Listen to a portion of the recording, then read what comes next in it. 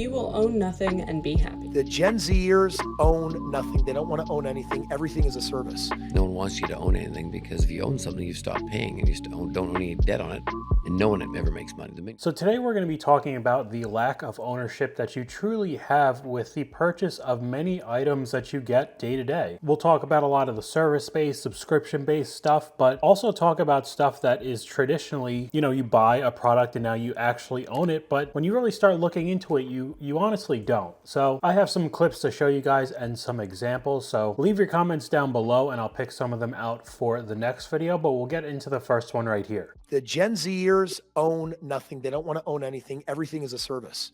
Cars are a service. Houses are a service. Everything is a service. And ultimately, that's how you completely control human beings. And so one of the ways to fight for your freedom is to make sure that I think we actually have to go back to more of an original vision of what it meant to have the American dream. Because if you take a look at 2 generations ago, this up and coming generation, our millennial generation, have 5 times less money at this age than 2 generations prior. And that is moving in a direction where the gap between the rich and the poor, it is widening more and more. And I think the top comment in this video is definitely correct. It's not that they don't want to, it's that they can't afford to anymore. Everything has to be a payment plan. I mean, we're not even talking about mortgages and car payments. I mean, you could buy clothing now and get payments through Affirm if you're buying from footlocker.com. Literally anything now. The subscription based and the payment plan stuff is just getting more and more prevalent. But even if you talk about things that were still around 40, 50 years ago, if you haven't paid off your car completely, you don't own your car, the bank does. If you don't pay for it, it will get repossessed and it will not be your car anymore. And if you really think about it, you need to have insurance to be able to drive that car. So even if you completely pay off your car, if you're also not paying a monthly subscription service to have insurance on the car, you're not allowed to drive it on the road. So you could have a $10,000 piece of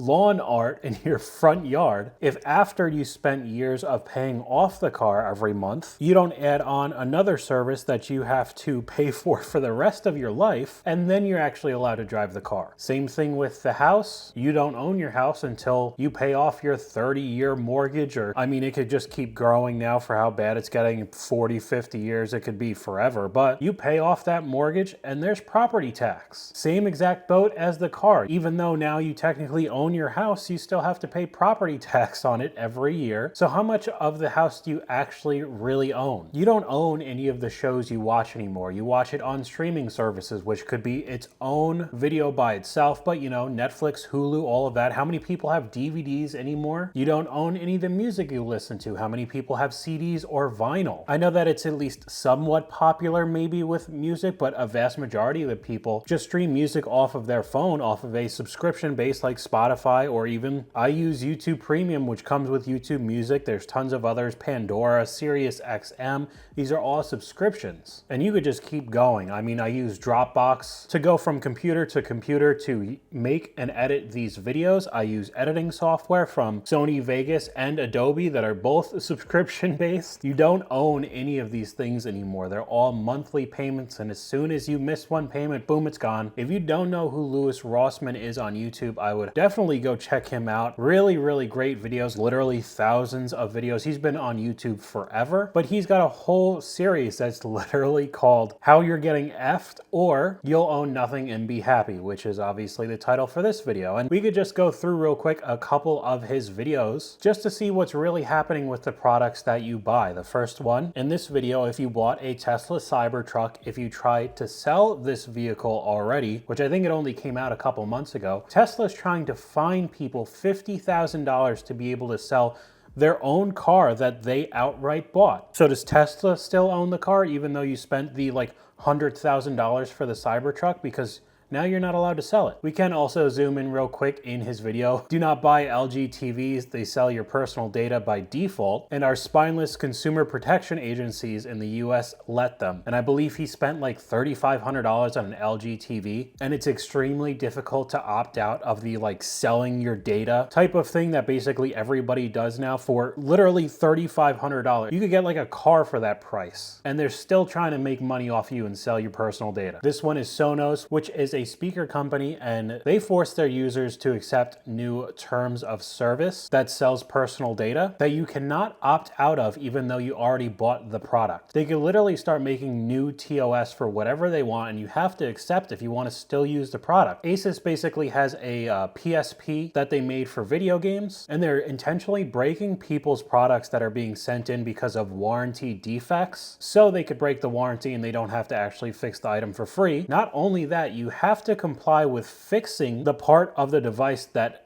Asus broke, or they'll ship back the item that's unrepaired and disassembled, so you can't even use it at all. Spotify made a device to put in your car that they just stopped updating completely, and instead of it just running on the last software update, they completely bricked the item so you cannot use it at all, didn't open source it, so literally they just tell you to throw out the item. And I don't remember how expensive it was. It was at least $100, and there's nothing else you could do but throw it into a landfill. In this video, Samsung has their version of the Apple Watch, and if you have a version that's deemed too old for them, it will not work on new phones, and it'll only work on newer watches. So if you did take care of your watch and it didn't end up dying within a couple years like most of these crappy electronics do now, you can't use it if you get a new phone. It won't be compatible or be able to get paired with the new software update. In this video, Google ends up copying Samsung, so this is already being done with two companies, where both of them force repair shops to sell your personal data back to Samsung and Google without consent if you want to use actual OEM parts to like fix your iPhone or your Samsung Galaxy or whatever, without telling the customer. In this video, Adobe does the same thing as Sonos and forces cloud usage for products just like the Adobe Cloud editing software and Photoshop, Lightroom, all of that. And they could change TOS at any time, and you have to accept, or the product won't work anymore, even though you've been paying a subscription for it. And in this video, it's proven that GoPro has an engineering flaw where they get a small amount of water in the camera and ends up frying the camera, even though it's advertised as a waterproof camera, and it's just really not. And when you send it back to the company, they won't fix it, even though it's false advertising. I could literally make a video that's like an hour long just going through all of his videos of how everybody's getting screwed with their products, but it's just unbelievable. No one wants you to own anything, because if you own something, you stop paying and you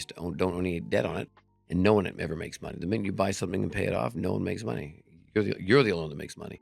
And in this world, nobody ever wants you to pay off anything because everyone else is making money off your payment. And that connects with all of my other videos talking about crazy car payments. People paying $1,000, $1,200, $1,800 a month for a car. And with the cars already being pretty overpriced, the amount of interest that people are adding onto it, banks are just making free money off of it. And you're just getting screwed even worse. Vegas, what did I tell you guys? What did I tell you? They're building entire complexes of homes just for rent. And look what they're saying, home simplified. That's right, it's simple. You don't own shit, you'll rent everything from us. It's simple.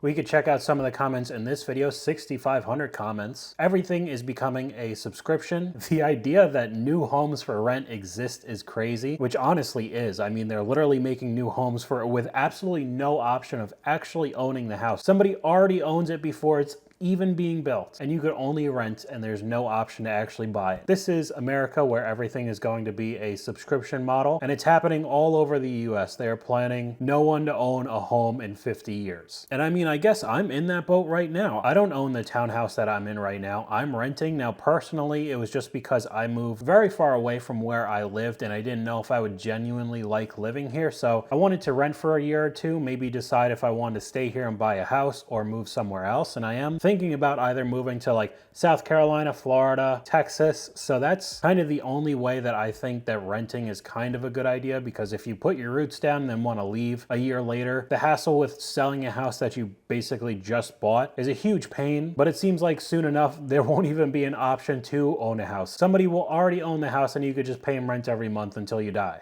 When you're the World Economic Forum, Right. Davos, Right. where billionaires fly in to decide the fate of the civilization that we currently enjoy. Right. And this is your message. Right. You're telling the plebs, Right. you'll own nothing. Right. You'll be so happy. And like, people are like, I can't wait. Yeah. I can't wait. Because most people can't wait. Yeah. Because like most people are young people, right? They're just getting started in the world. They don't have anything yet. Yeah, and they see believe this- in that utopian message. Yeah. Whereas, They are the billionaires going to give up their Are they going to give up all their property and money? No. And they show up at the art gallery and they throw soup on the Van Gogh and they glue their hand to the wall and they think they're going to fix the world. Yeah. Then you start seeing some of the comments in this video, which gets into another topic that I can make its own separate video. Delete the elite.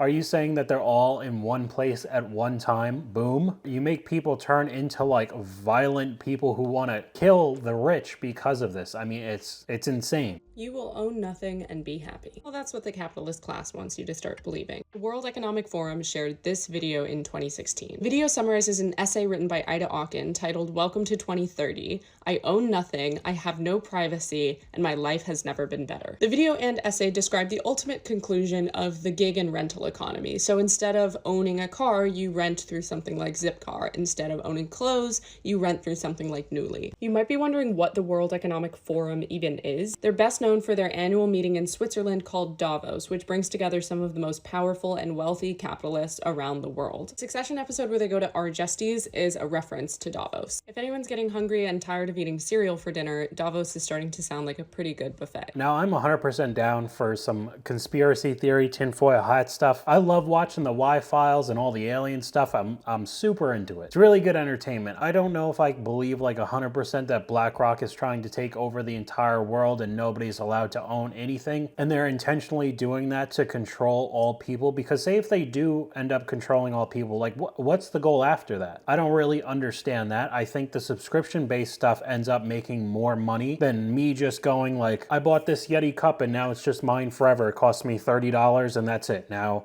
I'll use it for the next 10 years and it'll always cost me $30. But if I rent it for like $1 or 50 cents a month, after a while, they'll get way more money out of me than me just spending the $30 to initially buy the cup. And that's how people get drained and not really know that they're taking that much of a hit. And if you could just keep expanding instead of just cars and houses, now you have streaming services, your entertainment, your TV, your movies, your live sports, your music. I mean, your personal items that you want, clothing items or game systems could be financed through like a firm and those kind of payment companies, and it'll just be able to extract even more money from like normal people. Now again, I'm not saying that this is exactly going to happen, but you start seeing some similarities with this video. These people don't understand how North Korea became what it is. In the 1940s, Kim Il-sung came to North Korean people saying, like, injustice that there are rich people and there are poor peasants. If you give me your land and your freedom of movement and freedom of speech, I'm gonna give you free education, free healthcare, free housing, free food. And I'm going to make all of you be equal and happy. The equality of outcomes made us to bought that idea. And once Kim Il-sung took all our private property and land and rights, he did not give us anything back. He enslaved us. So this idea where the college should be free, housing should be free, why they want free things? Like nothing is free in the world. So I mean, you keep giving away your ability to own items over time and more, and basically having to like rent the camera that I'm using right now or the computer monitor that I'm using to look at the videos, and slowly keep pushing farther and farther. You start seeing some of the similarities to some of the places that we deem to be terrible places to live on the planet. So normally, most of the time I choose not to think about this, because when I do, it starts to freak me out. And I don't want to be the tinfoil hat, you know, building a bunker, getting a whole bunch of rice and peanut butter saved up for like, you know, the end of days. But I don't know. It does seem to have some merit. But let me know what you guys think in the comments down below. Hopefully you guys enjoyed this video. If you did, please leave a like, and I'll talk to you guys later.